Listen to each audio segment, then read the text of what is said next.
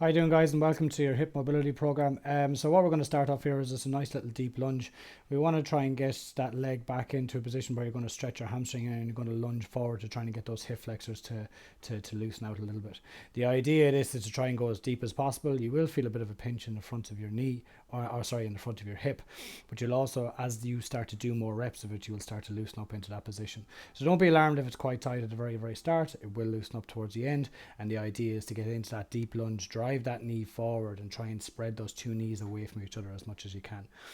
Then after you do maybe 7 or 8 reps, you can transfer across onto the other side. Exact same thing. Try and get that deep lunge, push that knee forward out over the front of the ankle. Sometimes your ankle might be a little bit stiff in that position, but it will loosen up as the reps go on. And again, what you're trying to do is trying to get those two knees away from each other as much as you can, and then stretching that hamstring back and again. So popping the hands up over your heads is probably going to make it a little bit more difficult, and it keeps you a little bit more honest in the exercise, so you're not cheating too much into it.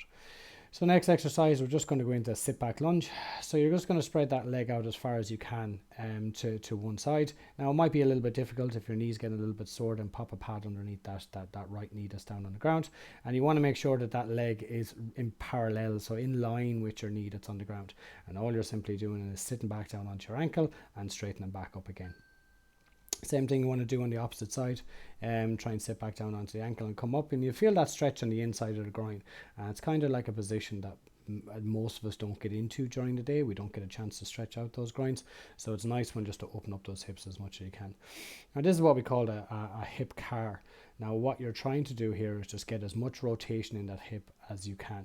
So as you bring that knee out and away from you, you want to try and keep your back as level as you can, and you're going to let the hip and the glute muscles do the work. It's a bit of a difficult exercise to start off with, but it'll make more sense when you're seeing it from the angle that I'm going to move into now in a minute.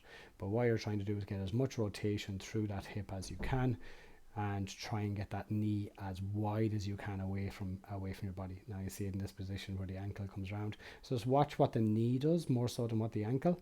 Trying to get that knee out as wide as you can, and you'll feel that working in your butt. It's okay if you have a little bit of movement in that back, but we don't want all of the movement coming from the back. So maybe try that in a mirror and see where you're moving from that side. Again, it is a little bit of a difficult one, but once you get more of the exercise and you're getting up as high as you can, it makes it a little bit easier. Now this is one of the most simpler ones. Again, just get you to lie on your back. Try and grab, if you can, grab the back of your ankles of your shoes, and all I'm going to get you to do is lift your butt up as high as you can. Now this is a sustained exercise, so we want to keep that butt as high as we can and getting those glutes to kick in. Now if you haven't done this one in a while, you're going to feel like your lower back is taking over, or you're very tight at the front of your quads. That's absolutely fine. You just got to stay there 45 seconds to a minute to try and get those hips up as high as you can. And once you get them up there, you hold in that position, try and squeeze your butt as much as you can. So use those muscles to clench your butt cheeks and try and get that height a little bit better into it.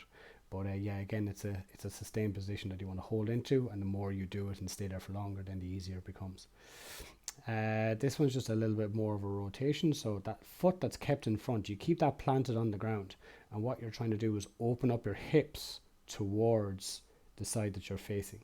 Now if I do that in the other way, facing the camera, that knee on the left hand side is always facing forward, and all you're doing is opening those hips up towards the camera as much as you can. So what we're doing is we're basically standing on that left leg and opening those hips up and turning out.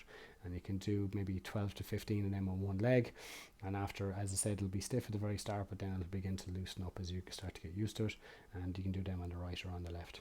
And now into our last exercise. Second last exercise. What we're trying to do here is just do that little squat, and we're trying to keep our hips level. So see the way my hip doesn't drop down on one side or the other, it's just going straight across to the left, straight across to the right, staying at the same height as you go through it. Okay, and all we're trying to do is just again opening up those hips a little bit more. You can go a little bit longer, and you can get a little bit more stretch. And now this is our last exercise. Just spread those legs as wide as you can, and you want to go down into a bit of a deep squat. Just try and reach down forward in front of you, and you'll feel those pulling on the groins a little bit more. So ultimately this stretches out the groins, gets those glutes to loosen up into that position.